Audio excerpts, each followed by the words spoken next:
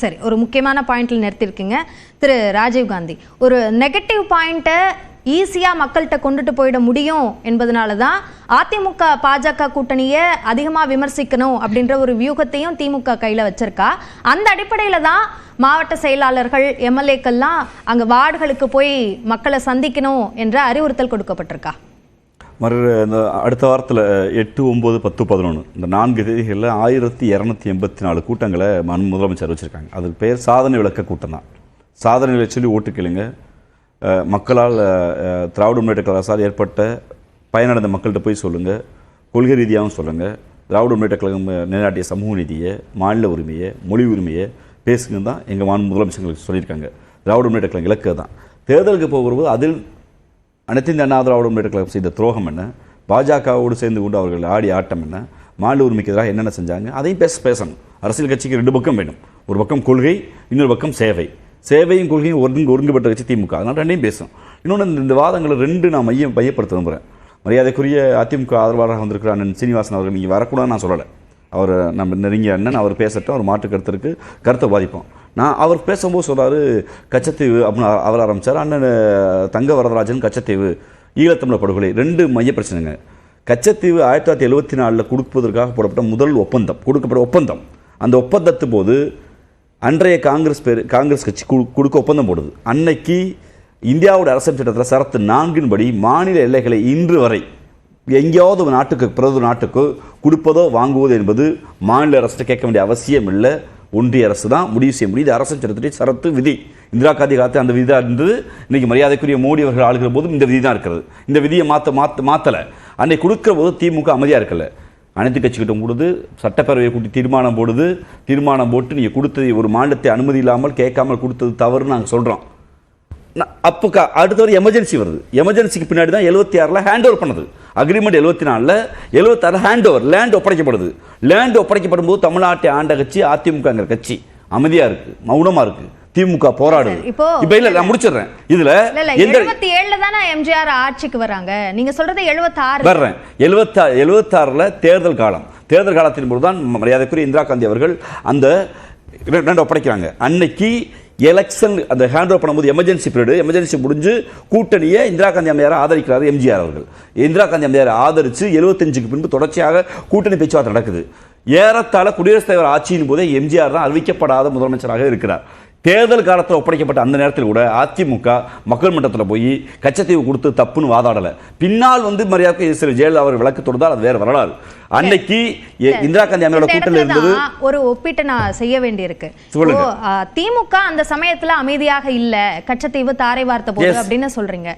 இப்போ நீட் தேர்வை அனுமதித்தது அதிமுக தான் சொல்றீங்க. அப்ப அதிமுக அந்த சமயத்துல அமைதியா இருந்தாங்கல்ல? இருந்தாங்க. நான் சொல்றேன் இருந்தாங்க. ஏன் சொல்றேன், ரொம்ப முக்கியம்.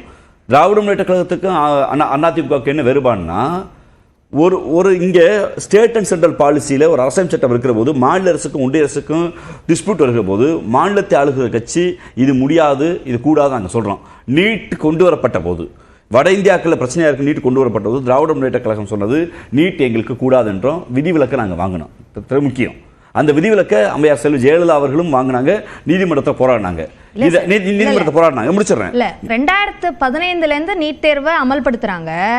2017 வரைக்கும் தமிழ்நாட்டில் நீட் வரல. அந்த ஒரு ஆண்டு 2016ல மட்டும் தமிழ்நாட்டுக்கு மட்டும் அதிமுக தரப்புல இருந்து விலக்கு பெறப்பட்டது. தேர்வு 2017ல இருந்து நடத்தப்பட்டு இருக்கு. 2017ல இருந்து 17ல அன்னைக்கு ஒன்றிய அமைச்சரவையோடு இங்கே எஜுகேஷன் மினிஸ்டராக இருந்த மாஃபா பாண்டியராஜன் கையெழுத்து போட்டாரா இல்லையா? அதுதான் நாங்கள் வாதம்.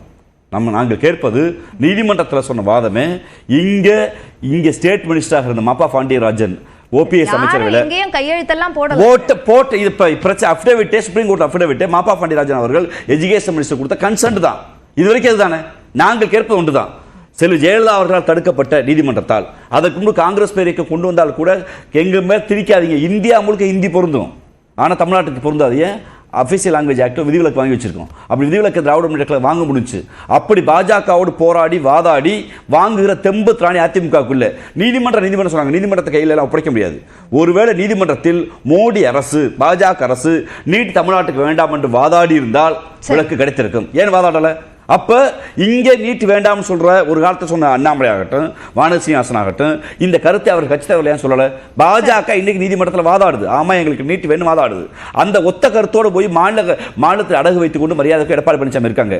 நான் அப்ப அவங்க கூட்டணி தொடர்ந்து என்னைக்காவது வாதாடினாங்களா? ஒண்ணு கச்சத்தை உறுத்தின அண்ணன் கோவப்பட்டார் தங்க வரதராஜன். நான் கேட்பது, இந்திரா காந்தி கொடுத்துட்டீங்க, பரவாயில்ல, காங்கிரஸ் கொடுத்துருந்தீங்களே, 11 ஆண்டு காலம் ஒட்டுமொத்த உலக அளவிற்கு இஸ்ரேல் போற நிறுத்த போறேன், நாங்க அதாவது ரஷ்யாவிற்கும் இன்னொரு உக்ரைனுக்கான பேச்சுவார்த்தை நடத்த போறோம், அமெரிக்கா அதிபர் பேச்சுவார்த்தை நடத்த போறோம் சொல்கிற மாண்புமிகு இந்தியாவுடைய பிரதம அமைச்சர், சர்வ வல்லமை பெற்ற பிரதம அமைச்சர் ஒரே ஒரு கடிதம், சிங்கிள் லெட்டர், ஒரு லெட்டரை மோடி கவர்மெண்ட் அங்க இருக்கக்கூடிய ராஜபக்சேக்கோ இன்னைக்கு இருக்கக்கூடிய அதிபருக்கோ என் கச்சத்தீவு எங்களுடையதான் ஒரு டாக்குமெண்ட் சொல்லுங்க, ஒரே ஒரு டாக்குமெண்ட், ஒரு பேச்சுவார்த்தை. அப்ப நீ பயப்படுறீங்களா? யாரை பார்த்து பயப்படுறீங்க? வேற நீங்க அண்ணா சொன்னது போல் ஒட்டுமொத்த தமிழர்கள் எச்சிலே புந்தால் அமர்ந்து விடும் விலங்கு என்று சொன்ன அந்த குட்டி நாடை பார்த்து சர்வ வல்லமை பெற்ற இந்த நாட்டுடைய பிரதம அமைச்சர் பயப்படுகிறாரா, தயங்குகிறாரா? அப்ப காங்கிரஸை நோக்கி குற்றச்சாட்டு அருகதை இல்லை, யோக்கியதை இல்லை. நாங்க கச்சத்தீவு நடவடிக்கை எடுத்தோன்னு ஒரு கடிதம் காமிச்சு பேச சொல்லுங்க, நாங்க ஏத்துக்கிறோம். நீங்க பேசல. இன்னொன்னு ஈழத்தமிழர் கொடுத்து வாத வைக்கிறாங்க. மேதகு பிரபாகரன் அவர்களை தூக்கில் போட வேண்டும் என்று தீர்மானம் போட்ட சில ஜெயலலிதா ஈழப்படுகொலைக்கு பின்பு நடந்த பன்னாட்டு அவயத்தில் மனித உரிமை தீர்ப்பாயத்தில் திராவிட முன்னேற்ற கழகம் இன்று வரை சர்வதேச குற்றவாளியாக இலங்கை அங்கீகரிக்கப்பட வேண்டும் சொல்றோம். அதிமுக நிலைப்பாடு தான். பாஜக நிலைப்பாடு, பாஜக யூஎன்ல ஆமாங்க இலங்கை நடந்த இனப்படுகொலை தான் சொல்ல முடியுமா? ஒரு டாக்குமெண்ட் காமி சொல்லுங்க. அதிமுக திமுக ஒண்ணா இருக்கு, பாஜக சொல்லுங்க, ஆமா சொல்லுங்க. அது ரெண்டு இவர் பதில் சொல்லுங்க. நீங்க கச்சத்தீவுலையும் ஈழத்திலையும் பாஜக நிலைப்பாடு அது சொல்ல சொல்லுங்க. சரி, நான் அவர்கிட்ட போறேன். திரு புதுக்கோட்டை சீனிவாசன், மாநில சுயாட்சி என்பது சார்ந்த என்ன நடவடிக்கைகளை அதிமுக மேற்கொண்டது என்ற கேள்வியை திரு வன்னியரசும் முன்வைத்தார். இப்போ மாநில உரிமை சார்ந்த விஷயங்கள்ல அதிமுக எந்த வகையில குரல் கொடுத்தது என்ற கேள்வியும் வைக்கிறார். அப்போ பாஜகவுடனான கூட்டணி முரணாக இருக்கிறதே என்ற கேள்வியை எழுப்புகிறார்கள். உங்க பதில்? இல்ல, பச்சை பொய் தான் சொல்றாங்க திமுகனாவே பொய் தான் சொல்றாங்க. இப்ப அண்ணன் ராஜீவ்காந்தி சொல்றாரு பாருங்க, ஊருக்கு தான் அறிவுரை சொல்லுவாங்க இவங்க. ஊடகவியல் சுதந்திரம் 151 இடத்துல போயிடுச்சுன்னு சொல்லுவாங்க. ஆனா தமிழ்நாட்டில் இருக்கிற யாரும் பேசிடக்கூடாது, எதிர்கட்சிகள் பேசிடக்கூடாது, ஆதரவாளர்கள் பேசிடக்கூடாது. இதுதான் திமுகவுடைய பெரியண்ணன் மனப்பான்மை. தமிழ் ஈழத்தை அளித்தவர்களோடு விருந்து சாப்பிடுவாங்க, போய் மகிழ்ச்சியா பண்ணுவாங்க.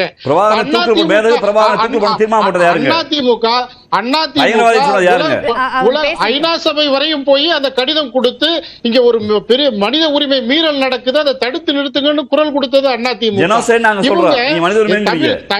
தமிழ் ஈழத்தை கொன்று குவித்தவர்களோடு கூட்டணி அமைத்துக் கொண்டு இவங்க மாநில உரிமையை பேசுவாங்க, எல்லாமே பேசுவாங்க. இவங்களுக்கு கை வந்த கலை இது. இப்ப 26 சட்டப்பேரவை தேர்தலில் மாநில உரிமையை மீட்டு கொடுப்பதற்கும் மாநில உரிமையை இதுவரை மீட்டு கொடுத்ததற்குமான இடம் தான் அதிமுக. இன்னைக்கு வாக்காளர்கள் இன்னைக்கு அதிமுகவை மிகப்பெரிய அளவில் வச்சிருக்கிறதுக்கு ஒரு முழு முதற் காரணம் தமிழக மக்களுடைய நலன்களை முன்னிறுத்தி அதிமுகவோட ஆட்சி, தமிழ்நாட்டு அரசியல். மாநில உரிமை என்பதுதான் அடிப்படையான ஒன்று என்ற அடிப்படையில் தன்னோட பிரச்சாரத்தை 2024 தேர்தலில் அதிமுக முன்னெடுத்தது. என்ன வெற்றி பெற்றது அதிமுக? ஏங்க, நீட்டுக்கு விலக்கு வாங்கி கொடுத்தது 2 மாநிலத்துக்கு வாங்கி கொடுத்தது அதிமுக தான். சட்ட போராட்டம் நடத்தினது அதிமுக தான். வாங்கி கொடுத்தது அதிமுக. சமூக நீதி காத்த வீராங்கனை திராவிட தலைவர்களால்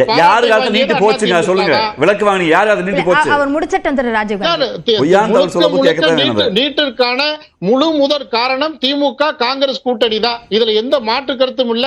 இது எல்லாத்துக்கும் தெரியும். பச்சை குழந்தைக்கு